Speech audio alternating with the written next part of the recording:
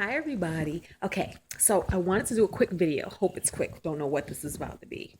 But I wanted to do a video basically about money because I love money and money loves me. So, in my love of money, I discovered Dave Ramsey's 7 Baby Steps to Wealth Building, or actually financial freedom. And the idea is lately I have kind of been playing around ways to be a better steward of my money, ways to better spend my money, invest my money, and just be more financially responsible. So with that, I was palling around on the internet and I discovered YouTube things with Dave Ramsey. And I'm familiar with him because I actually have a lot of coworkers who actually follow his principle. And it's sort of exciting because I have coworkers and I know people who've retired in their 50s who have paid off homes and things that actually I'd never felt that I was ready for. But playing around with his steps, I was like, hey, you know what? Let me give this a try and let's see what happens. So here it is. His 7 steps are this. The first step is step number 1, where you're going to save $1,000 as quick as you can for he calls it an emergency fund, but for the vibrationally aware, I like to think of it as a life loves me fund because there really aren't true emergencies. There's just kind of lessons or things that you created in your life that may need some extra money thrown at it. So $1,000 is what we're going to save as fast as possible, whether we have to sell some things, take on an extra job, do some side things to get that money within a month.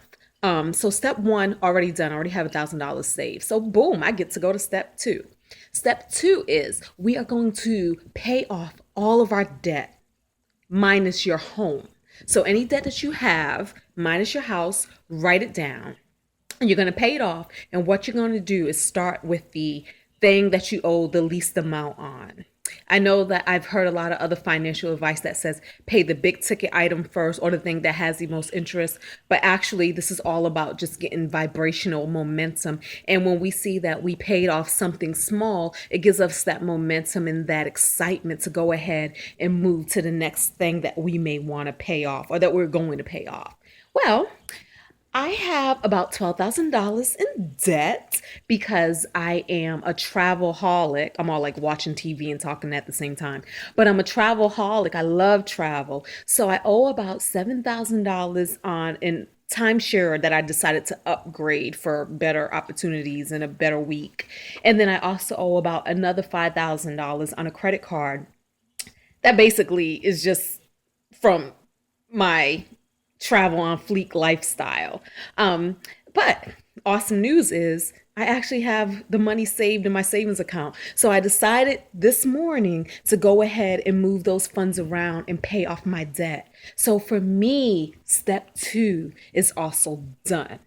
So after you pay off your debt, step 3 is to go ahead and save 3 to 6 months of your living expenses.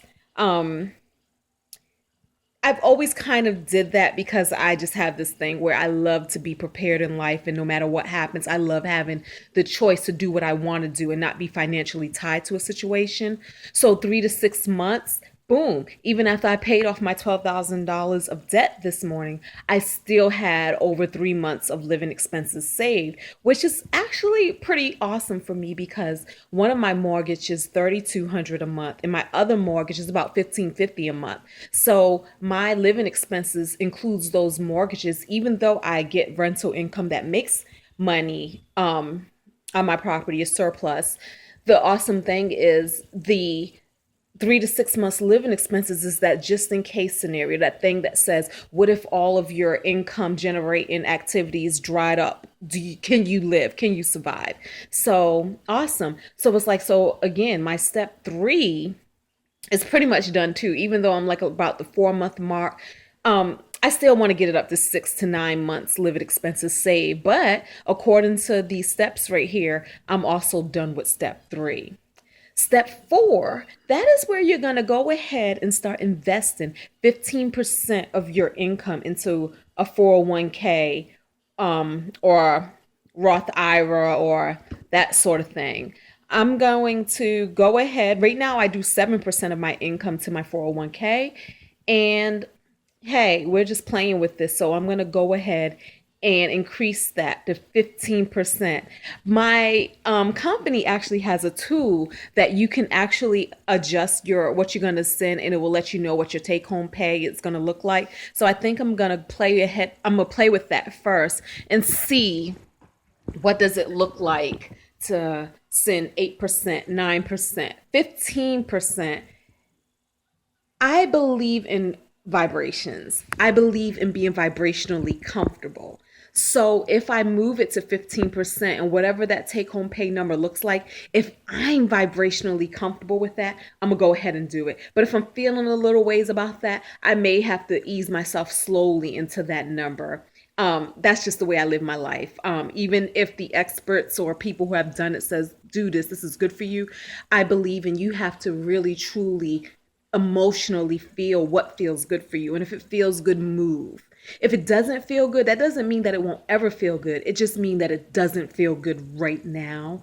And I love training myself to feel good right now. So I'm gonna see what that looks like. But I kind of believe that I probably will feel good right now, increasing my 401k to 15%. Step 5 is then to start saving for college for your children. If you have young kids, I believe that the tax rule is that you can save up to $2,000 a year tax free. Not really sure, but it really don't matter for me because that step doesn't apply to me. My son he'll be 23 soon. Yeah, we missed that boat. Homeboy dropped out of college anyway. So anyways, I have to do step 5. Step 6 is you're going to start working on paying off your home. I have 2 homes right now, 2 properties, and I decided to go ahead and start working on paying off my main property, the one that I live in, just because it's where I live. It's also the one that's the most expensive, but still, I'm going to go ahead and start working off paying on that.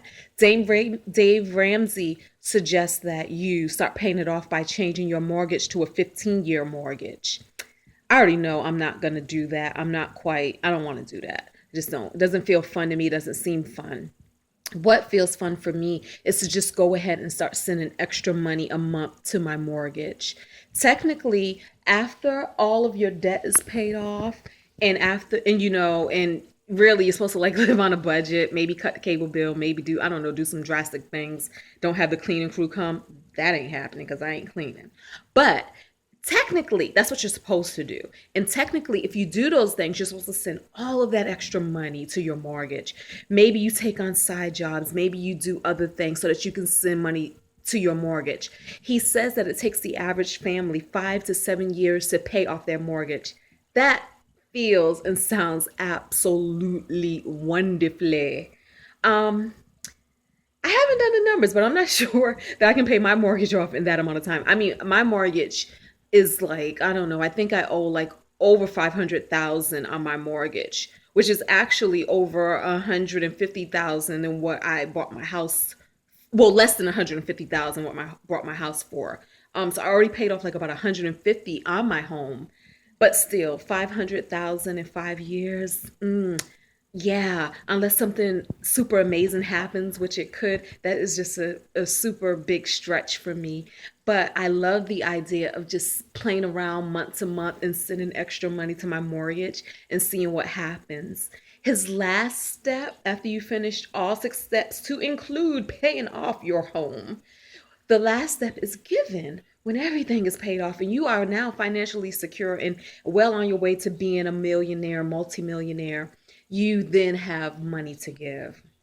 However, the way my joy fund is set up, I'm a giver now. I already put in my budget $600 to $700 a month that I actually give away to people, GoFundMe's. I love donating to random GoFundMe's. Facebook friends that I may see something and say, oh, wow, this is what's happening in their life. Let's give them some money. I do that. It's part of my lifestyle. It's my way of tithing. I don't go to a church per se, but this world is my church. The universe is my church, and I give back. So I'm going to continue doing that. I love it. It has served me well. I feel so good doing it. It doesn't take anything away from me, and I am extremely, extremely, extremely blessed. So yeah, so those are the 7 steps. A, save $1,000. Two, pay off your debts. Three, save 3 to 6 months of your living expenses. Four, increase your 401k to 15%. Five, what's number five? Oh, the kid college fund start. Don't apply. Six, start paying off your home. Pay off your home. After your home is paid off, number seven, give, baby. Um, that's my thing for today. That's what I was inspired to do. That is what my gratitude list this morning was built on. That is what I'm so grateful about. That when I ran into this and discovered this, I realized that bam, I'm there. I'm almost there. I'm so close to being there. Let's go ahead and try this because not to have a mortgage and to have millions saved up, love it, baby. Love it. So there you go. Talk to you soon. Peace. Oh, and if you haven't, check out our book, A Course in Gratitude. You can find it on Amazon. It's by Violet Grace, our pen name, A Course in Gratitude.com.